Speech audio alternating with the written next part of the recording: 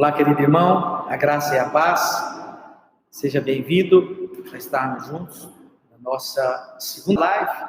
Ontem começamos o nosso jejum e hoje nós estamos no segundo dia.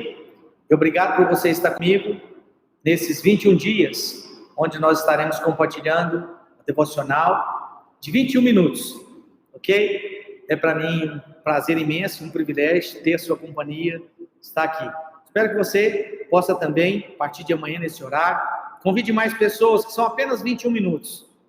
E com certeza você vai ser edificado. Para mim vai ser uma honra e uma alegria. E nós vamos estar honrando ao nome do Senhor Jesus, porque estamos compartilhando da sua palavra. Amém?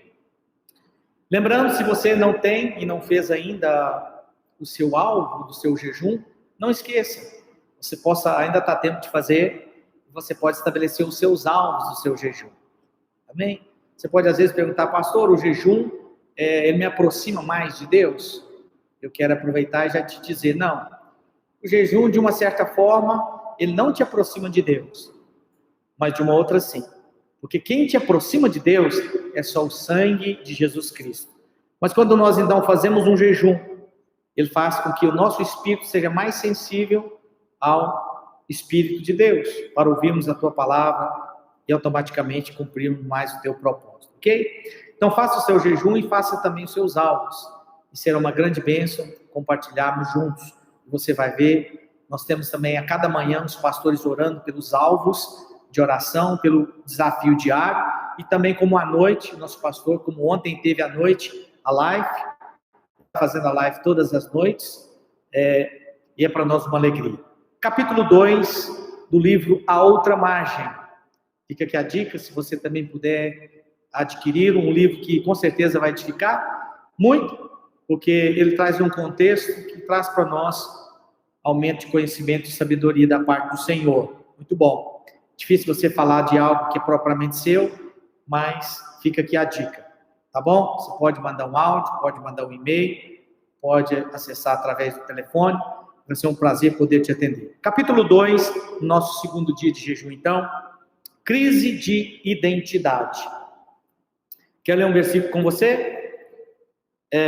Capítulo 1 de João, o verso 12. Versículo tão conhecido nosso. A Bíblia diz que, mas todos quanto o receberam, deu-lhes o poder de serem feitos filhos de Deus, a saber, os que creem no seu nome. Aleluia. Quando nós convertemos ao Senhor, todos nós sabemos que de imediato é por nós instaurada uma consequência, uma crise de identidade. Isso acontece em todas as áreas da nossa vida, porque é algo que a sua vida ela revira de ponta cabeça. Você não é mais a mesma pessoa.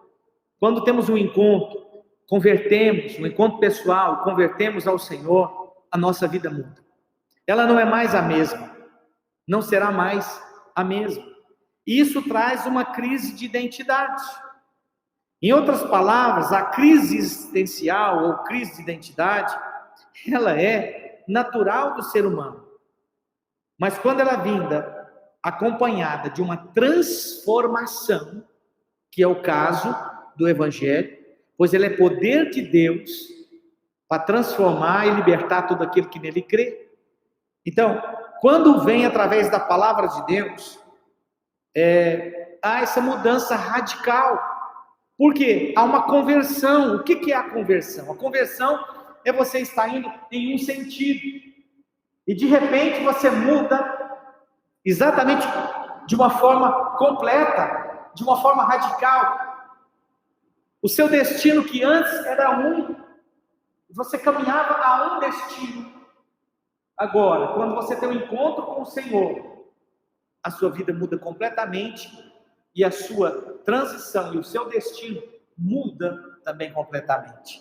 Ok? Então há uma mudança radical. E nessa mudança radical acontece a crise de identidade. Você tem essa crise. Ok?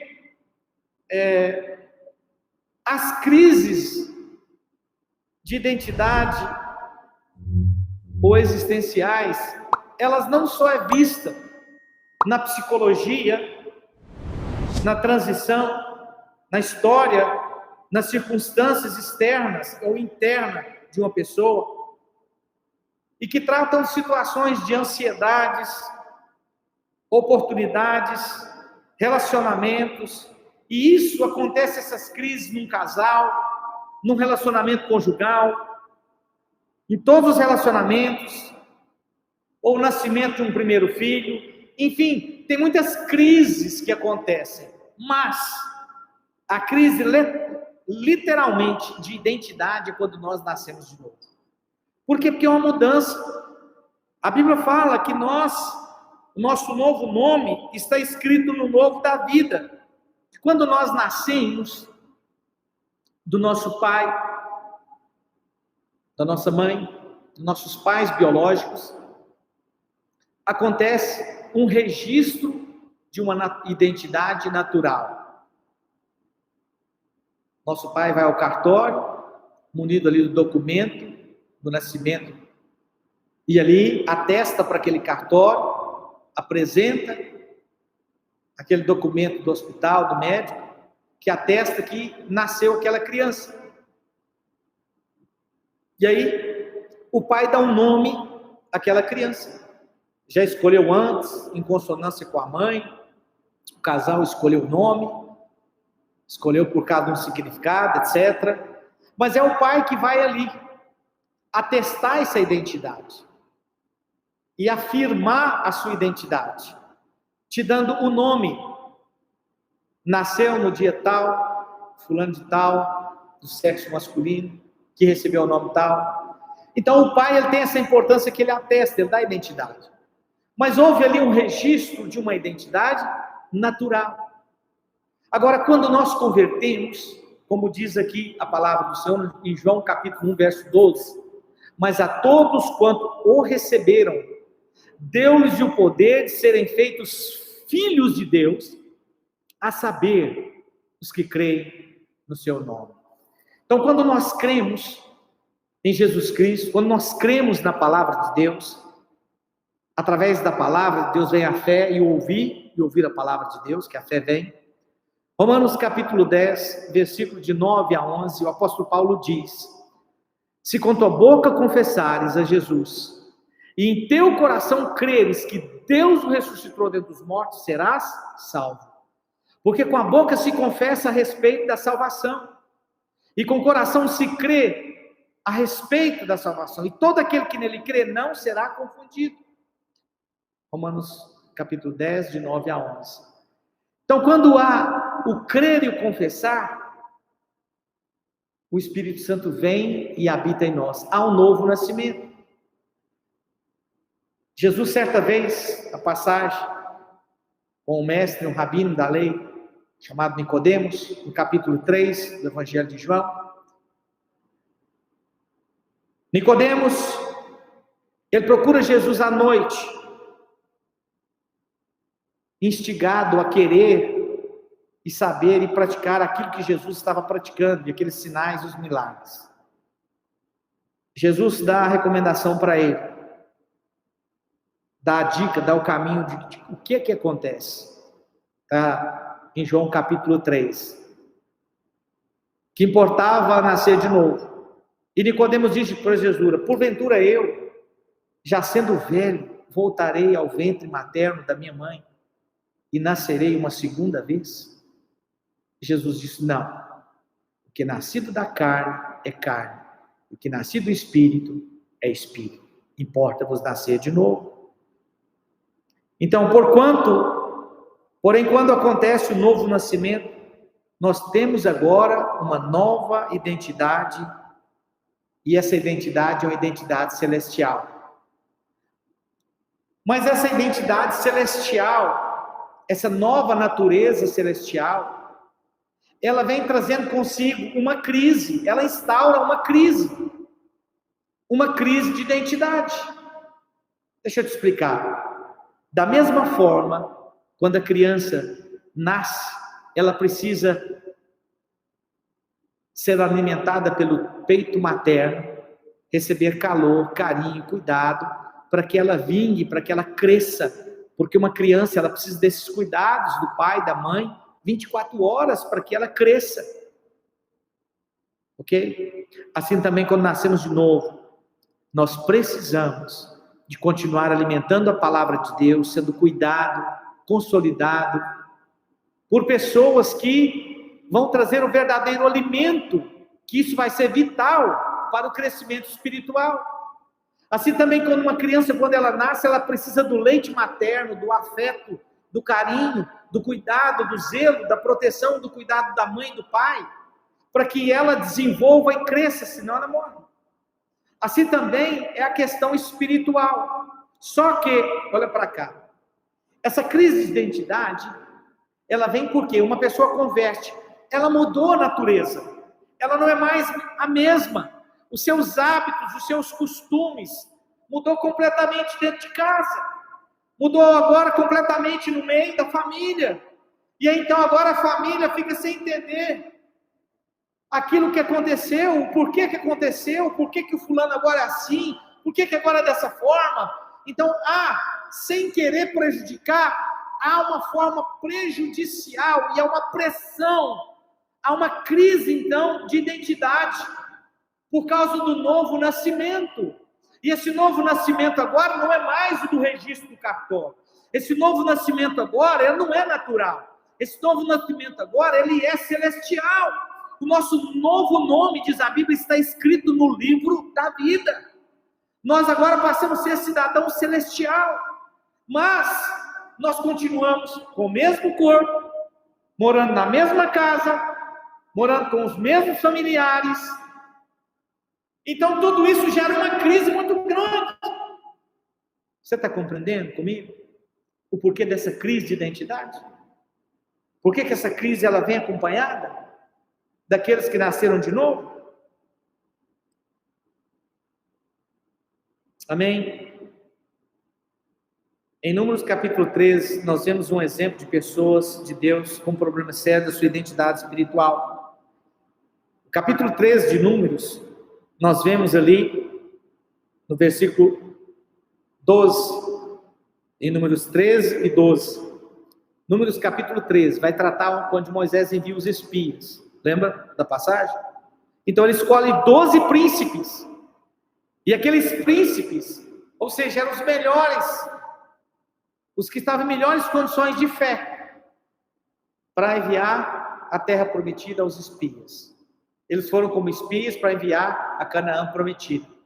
E chegaram lá, eles veem os gigantes, eles veem o tamanho dos cachos de uvas, eles veem o tamanho da bênção, mas eles veem também os inimigos.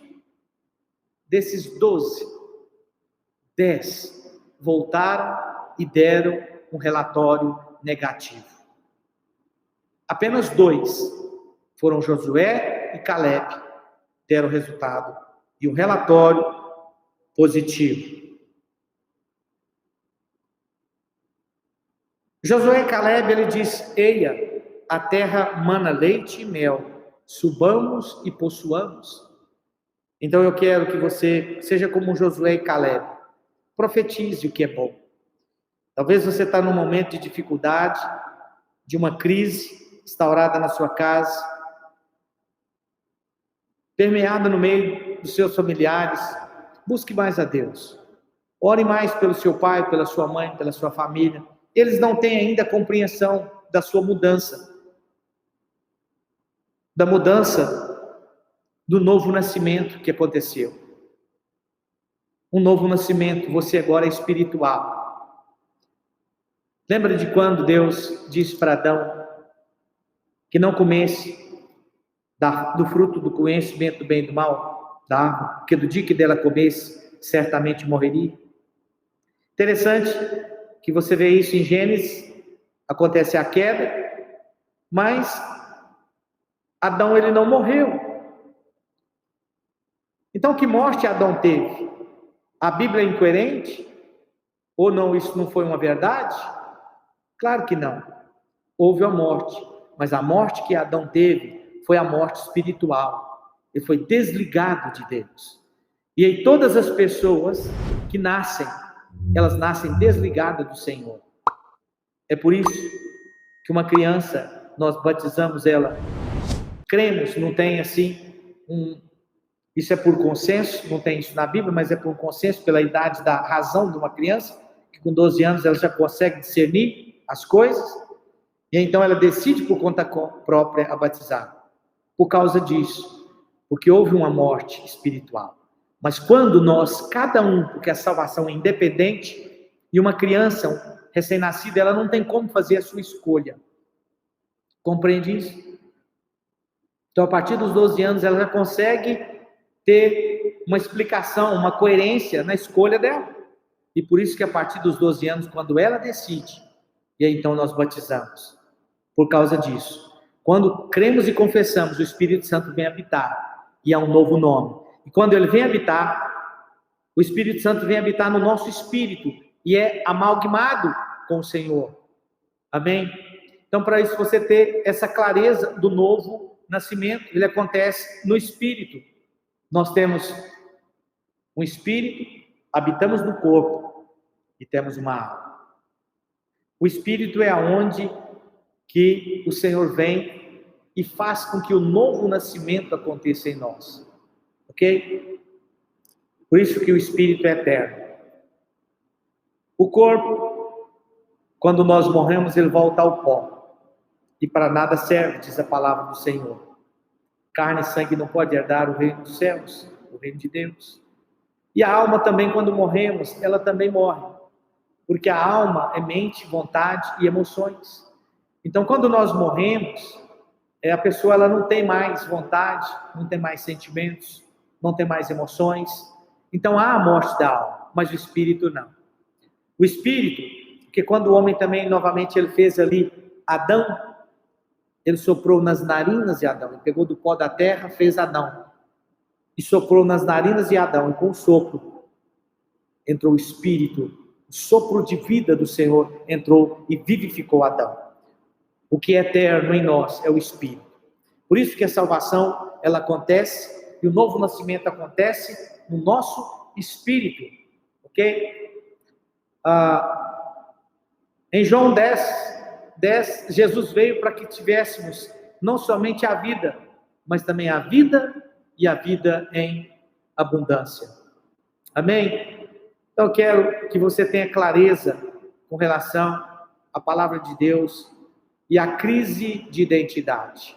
Você não é mais um cidadão natural. Suporte as dificuldades, suporte as crises, suporte, porque vale a pena permanecer com o Senhor Jesus. E uma coisa que eu tenho bem comigo, é que saber conectar as pessoas certas vai determinar aonde você vai chegar. Procure conectar as pessoas que têm algo a acrescentar na sua vida. Nós devemos estar andando com pessoas que sempre nos promovam, e sempre nos tragam e nos promovam um crescimento, pessoas que promovem o crescimento. Isso é importante na nossa vida. Pessoas que te valorizem. Olha, sabe que Jesus, ele ia aonde ele era aclamado? Então, se Jesus ia aonde ele era aclamado, nós também devemos fugir de ambientes e de pessoas que não desejam o nosso bem. Mas, e como por outro lado, como é bom estar com pessoas que nos amam e que nos recebem com mesmo as falhas que temos, com os problemas que temos, as dificuldades que temos, mas ela nos celebra. Esses são as pessoas com quem nós devemos andar. Pessoas que nos celebram. Não no sentido de bajulação, não no sentido, não. Que o verdadeiro amigo, ele está com você em toda circunstância. Ele é um amigo de toda hora. E o amigo de toda hora, ele é Jesus. Ele é mais chegado do que o irmão. Mas há tantos irmãos preciosos. Talvez não muitos. Pessoas que querem tanto o seu bem. Nós sabemos muito bem disso. Por causa de um desses motivos, eu tenho a convicção que é por causa dessas crises de identidade. Quando nós convertemos, nós não somos mais desse mundo. Nós estamos no mundo. Lembra de João 17, quando Jesus ele fez a oração? Para que o Pai nos guardássemos do mundo, mas não nos tirássemos do mundo. Porque nós não somos do mundo, mas estamos no mundo. Eu quero que você reflita com relação aos conflitos que você está tendo em casa. Não é para que você se disperse e vai se contrapor contra aqueles que ainda não compreendem. Não, pelo contrário. Você vai orar mais, colocá-los na presença de Deus, orar por eles, porque eles não sabem o que você já sabe. Mas permaneça na fé. Esteja com pessoas que te promovam a fé. E procure um tempo orar e abençoar aqueles, como diz a palavra. Jesus disse que nós devemos abençoar aqueles que nos perseguem, aqueles que nos amaldiçoam. Nós devemos abençoar. Ok? Foi um prazer estar com você. Mas, nesse agora, no segundo livro do jejum, e o segundo dia agora do nosso devocional, que o Senhor venha fortalecer você nessa caminhada dos 21 dias, e que você possa estar, de fato, firme com o Senhor, sabendo que você não é mais um cidadão simplesmente natural, mas você é celestial, você é eterno, e que em breve nós estaremos encontrando com o Senhor.